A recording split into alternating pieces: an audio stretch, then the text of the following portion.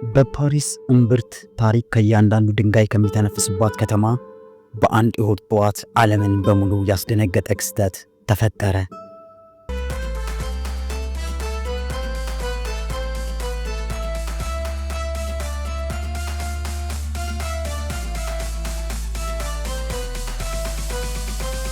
ያዝነው ወር በፈረንጆቹ ጥቅምት 1925 በዓለም ላይ በግዛት በሚጎበኘው በላቮር ሙዚየም ውስጥ ጸጥታ ሰፍኗል። ቱሪስቶች ካሜራዎቻቸውን ይዘው በአደባባዩ ተሰብስበው ይታያሉ። ነገር ግን ከሙዚየሙ መረጋጋት በስተጀርባ አራት ሰዎች ታሪክን እንደገና በብዕር ሳይሆን በወንጀል አጉልተው ሊጽፉ መዘጋጀታቸውን ያሰበም አልነበረም።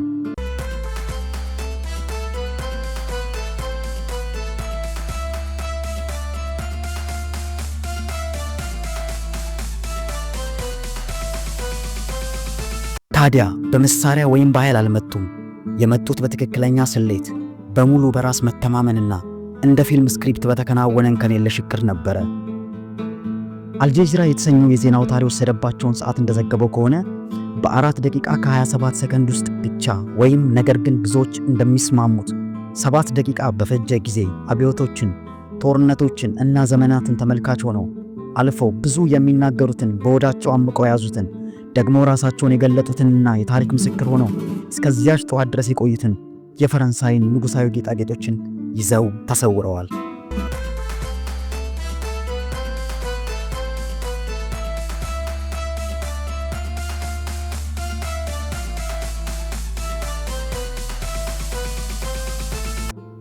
ላቮር ሙዚየም ብቻ አይደለም፣ ራሱ የፈረንሳይ ምልክትና አርማ ነው። በአንድ ወቅት የንጉሳዊ ቤተ መንግሥት የነበረ አሁን ደግሞ የውበት ምሽግ ነው። ከሞናሊዛ እስከ ቬነስ ዴ ሚሎ፣ ከፈርዖን ቅርጾች እስከ ናፖሊዮን ዘውድ ድረስ ከ380 ሺህ በላይ ድንቅ ሥራዎችን በውስጡ አቅፎ ይዟል። ነገር ግን ከሚያብረቀረቁ አዳራሾቹ መካከል ጋላሪ ዲ አፖሎን ይገኛል። ይህ በሻማ መብራቶች፣ በወርቃማ ቅርጻ ቅርጾች እና የፈረንሳይን ዘውድ ጌጣጌጦች በሚጠብቁ የመስታወት ማስቀመጫዎች የተሞላ ረዥም የሚያብረቀርቅ አዳራሽ ነው።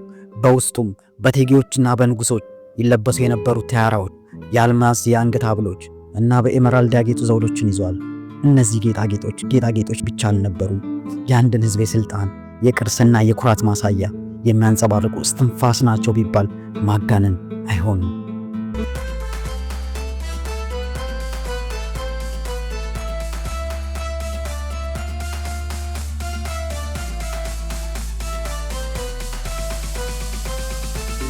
ከጠዋቱ 3 ሰዓት ተኩል አካባቢ የግንባታ ድርጅት አርማ ያለበት ነጭ መኪና ወንዙን ወደሚመለከተው የሙዚየም ደቡባዊ ፊት ለፊት ቀረበ።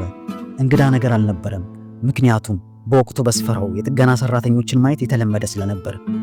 4 ሰዎች ከመኪናው ውስጥ ወጡ። ብርቱካናማ የደህንነት ልብስና ቆብ ለብሰዋል። ላስተዋላቸው ኮንትራክተሮች ይመስላሉ፣ እውነታው ግን አልነበሩም። በመኪናው ላይ የተገጠመ መወጣጫውን መሰላል በመጠቀም በጸጥታ ወደ ሁለተኛ ፎቅ በረንዳ ሲወጡ በአጠቃላይ ከ200 እስከ 300 የሚደርሱ ጥበቃዎች አሉትና በአንድ ሽፍት ከ80 እስከ 100 ጠባቂዎች ተመድበውለት፣ በተጨማሪም ዘመኑ ባፈራቸው ዘመናዊ ዲጂታል መሳሪያዎች በንቃት በሚጠበቀው ሙዚየም እንዲህ ባለ መልኩ ዘው ብሎ ሲገቡ ወዴት ነው ብሎ የጠየቀም አልነበረም።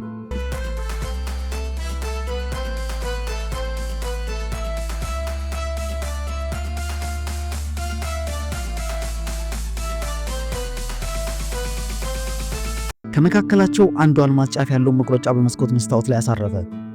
መስታወቱን በእርጋታና በትክክለኛ ስሌት መቁረጥ ጀምሯል። ታዲያ ተጠናቀው በጥቂት ሰከንዶች ውስጥ ወደ ጋላሪ ዲ አፖሎን ውስጥ ዘልቀው ገቡ። እያንዳንዱ እንቅስቃሴ ጥንቃቄና ልምምድ የታከለበት እንዲሁም በሰዓት የተገደበ ነበር። የትኞቹ ካሜሮች በጥገና ላይ እንደሆኑ፣ የትኞቹ አላርሞች ወይም ማንቂያዎች አገልግሎት ላይ እንደዋሉ፣ አልፎ ተርፎም የትኞቹ ጠባቂዎች በየትኛው ስፍራ ላይ እንደተመደቡ ጠንቅቀው ያውቁ ነበር። በተለይ አንዱ ካሜራ ማለትም በጣም አስፈላጊና ወሳኝ የትኩረት ማዕዘኑን ስቶ እንደ ጆሮ ደግፍ ህመምተኛ ዞር ማለት ተስኖት ለወራት ስራውን ዘንግቶ ባዶ ግድግዳ ሲመለከት ኖሯል።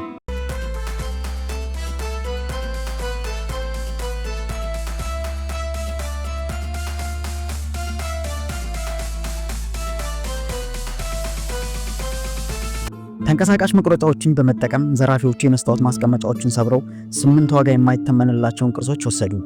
የተሰባበረው መስታወት ድምፅ በአዳራሽ ውስጥ በደበዘዘ መንገድ አስተጋባ። ነገር ግን ማንቂያው የደህንነት ቢሮ ደርሶ ሲሰማ ዘራፊዎቹ ቀድመው ከ88 ሚሊዮን ዩሮ በላይ የሚገመት ታሪክ ይዘው በመወጣጫው እየወረዱ ነበር። በጠቅላላው ዘመቻው 7 ደቂቃ የፈጀና በፓሪስ እምብርት የተፈጸመ ትንፋሽ የሚያሳጥር የድፍረት ተግባር ነበር።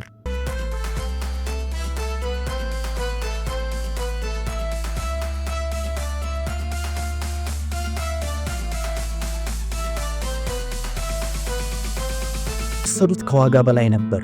ከተሰረቁት ቅርሶች መካከል ከ1000 በላይ አልማዞችና 56 ኤመራልዶች የሚያንጸባርቀው የእቴጌ ዩጂኒ ዘውድ፣ ከናፖሊዮን ቦንፓርት የተሰጣት የሰርግ ስጦታ የሆነው የሜሪ ሉዊዝ ኤመራልድ የአንገት ሐብል እና በአንድ ወቅት በፈረንሳይ መጨረሻዋ ንግሥት በንግሥት ሜሪ ኤሚሊ የተለበሰው ስፔር ብሮች ይገኙበታል።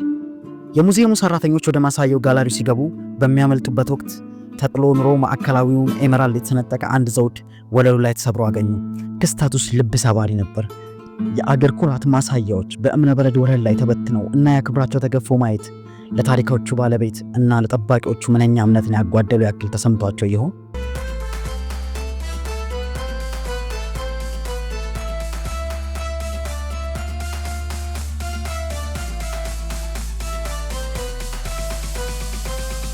ከዚህ ክስተት በኋላ ላቮር ወዲያውኑ እንዲዘጋ ተወሰነ።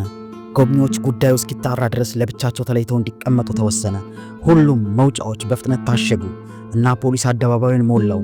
ቦግልም የሚሉ ሰማያዊ መብራቶችን የሚያበሩ የፖሊስ ተሽከርካሪዎች ፒራሚዱ ከለመዳቸው ከውባ ፀሐይና ጨረቃ ብርሃን ውጭ አለበሱት። ነገር ግን ሌቦቹ ደቂቃና ሰኮንዶቻቸውን ዝንፍ የማያደርጉ እንቁቆች ነበሩና ቀድመው ተሰውረው ነበር።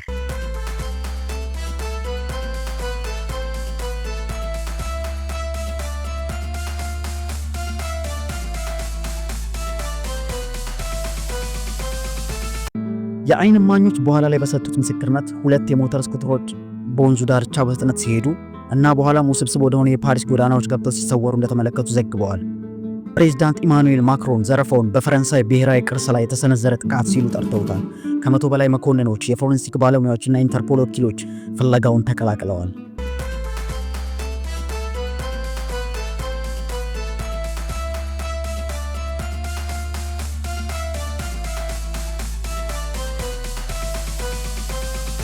ትተውት ከሄዱት መኪና ውስጥ ካገኟቸው የእጅ ጓንትና የኬሚካል ቅሪቶች የዲኤንኤ ወይም የዘረመል ናሙናዎችን ወሰዱ። ነገር ግን ምንም ፍንጭ ሰጪ ነገር አልተገኘም። ምክንያቱም ዘራፊዎቹ የጣት አሻራቸውን፣ ወዛቸውን፣ አልፎ ተርፎ ዱካቸውን ለማጥፋት እያንዳንዱን ስፍራ በኬሚካል ፈጭተው አጽድተውስ ነበረና።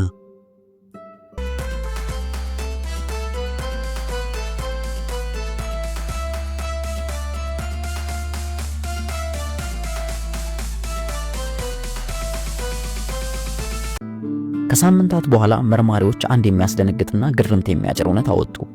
ሌቦቹ ወደ ገቡበት መስኮት በቀጥታ የተቀመጠው የደህንነት ካሜራ ለወራት ከስራ ውጪ እንደነበር፣ ያ አንድ የእይታ ክፍተት የማይቻለውን እንዲቻል አደረገው።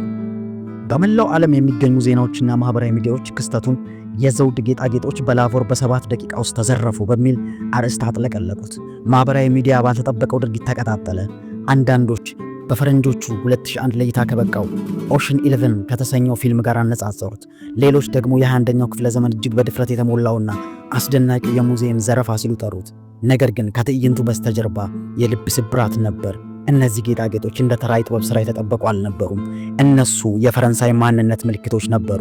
ነገስታትን፣ አብዮቶችና ጦርነቶችን የተሻገሩ ብርቅዬ ቅርሶች ነበሩ። ደቂቃዎች ውስጥ መጥፋታቸው የህዝቡን እስትንፋስ እንደ መቀማት ያህል ተቆጠረ።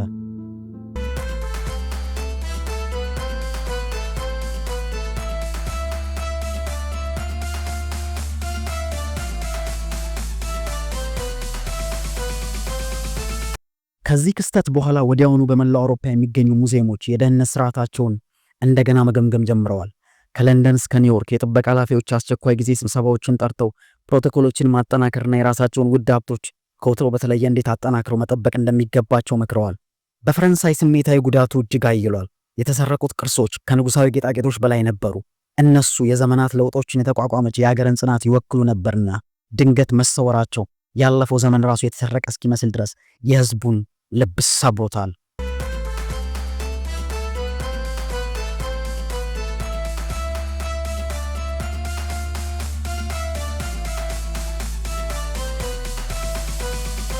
ምርመራው እየጠነከረ ሲሄድ ወሬዎች መሰራጨት ጀመሩ።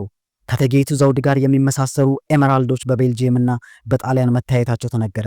አንድ የፓሪስ ጌጣጌጥ ሻጭ ከላቮር ከተወሰዱት ጋር የሚመሳሰሉ ያልተቆረጡ ድንጋዮች እንደቀረቡለት ተናገረ። ኢንተርፖል በአውሮፓ ውስጥ ያሉ በርካታ ፍንጮችን ቢከታተልም ምንም ምስራት አልፈጸመም። ዘረፋውን ያቀናበረው ማንም ይሁን ማንም በወታደራዊ ደረጃ ተነጻጻሪነቱ ሲለካ ትክክለኛነትን ያረጋገጠና ጥንቃቄን የተሞላ ነበር። ለዚህም ይረዳ ዘንድ ለጊዜው ብቻ የሚያገለግሉ ስልኮች፣ የሐሰት የመኪና ሰሌዳዎች እና ዲኤንኤን የሚሰውሩ የእጅ ጓንቶች በዘረፋው አገልግሎት ላይ ውለዋል።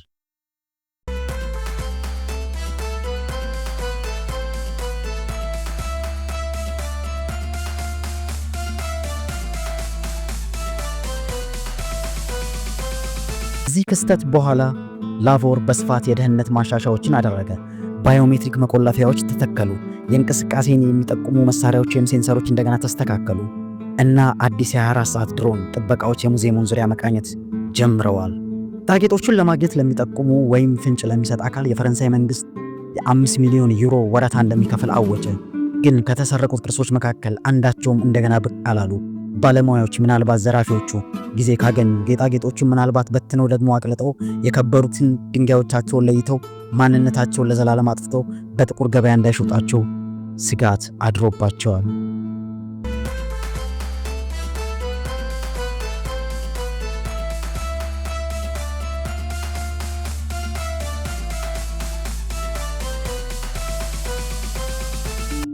ዛሬ ለጎብኚዎች እንደገና ክፍት በሆነው ጋለሪ ዲ አፖሎን ውስጥ ተገኝተው ታላቅነቱን ያደንቃሉ።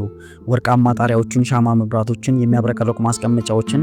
ነገር ግን አንድ ማሳያ ባዶውን ቀርቷል። ታዲያ የብዙ ዘመን ወዳጁን በሞት እንደተነጠቀ ሰው ሐዘኑ በውስጡ ይብሰለሰላል። የሆነ ውበት እና ግርማ እንደተገፈፈበት ያሳብቅበታል። ታዲያ ብቸኝነት በተናወጠው ፍርሃት ውስጥ የፈረንሳይ ንጉሳዊ ጌጣጌጦች በ4 ደቂቃ ውስጥ የተሰወሩበትን ቀን ያስታውሳል። ሰዎች ቆም ብለው ትኩር ብለው ይመለከታሉ። በአንድ ወቅት እዚያ ተቀምጠው በብርሃን ስር ያንጸባርቅ የነበረው ኤመራልድ ዘውድ በስፍራው እንዳለ አድርገው በዓይነ ሕሊናቸው ይስሉታል። ግን እውነታው በስፍራው አልነበረም።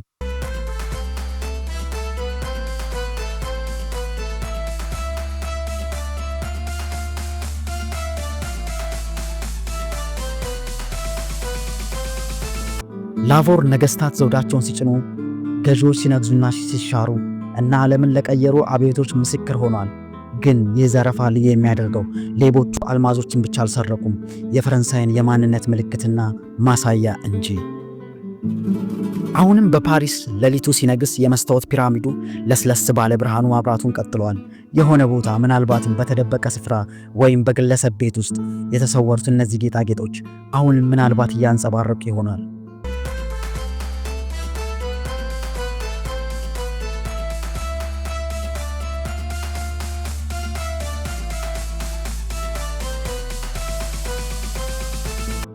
ጉዳዩ አሁንም ክፍት ነው። ኪሳራው 88 ሚሊዮን ዩሮ በጊዜው ምንዛሬ 15 ቢሊዮን 312 ሚሊዮን የሚገመት ሲሆን ውድ ሀብቶቹን ወደ ቤታቸው እንዲመልሱ ፍንጭ ለሚሰጥ ሰው የፈረንሳይ መንግስት የ5 ሚሊዮን ዩሮ ጉርሻ አሁንም አዘጋጅቶ እየጠበቀ መሆኑን አሳውቋል። ነገር ግን በመጨረሻ አንድ ጥያቄ ዓለምን ማሳሰቡን ቀጥሏል። ታሪክ በእርግጥ ደና ሆኖና ተጠብቆ ሊኖር ይችላልን? መልሱን ለእናንተው ለቤተሰቦቼ እተወዋለሁ። መልካም ቆይታ ይሁንላችሁ።